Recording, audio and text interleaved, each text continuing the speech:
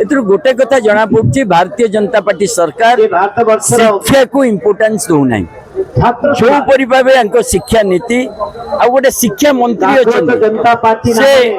उत्तरदायित्व नवापाई राजी नुहंती से इस्तफा दवापाई राजी नुहंती तेणु आज सारा ओडिशा रास्ता को ओल्लैछि ओडिशार विभिन्न जिल्ला रे आपण देखो जनसाधारण रास्ता को ओल्लैछन्ती गोटे डिमांड धर्मेंद्र प्रधान इस्तफा देबे भारतीय जनता पार्टी तार शिक्षा नीति को बाजार रु मुक्त करिवो ए दीटा डिमांड को आमे आज नैछु सोनम वांगचुंग एवं तार साथी माने जो आंदोलन करछन समर्थन उतारछु सारा ओडिशा रे विभिन्न जगह रे आज आपण देखुछन्ती लोक माने रास्ता को ओल्लैछन्ती ए सरकार मोदी सरकार दिन उद्देश्य नहीं ये शिक्षा ही मोदी सरकार को गादीच्युत करियो संसद दिल्ली को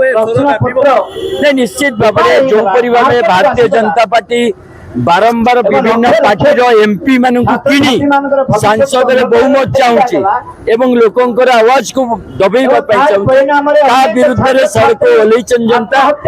जो आवाज आज संसद में भी गुंजिब आज सारा देशर जनता जो प्रश्न पचार मोदी सरकार को उत्तर देवा।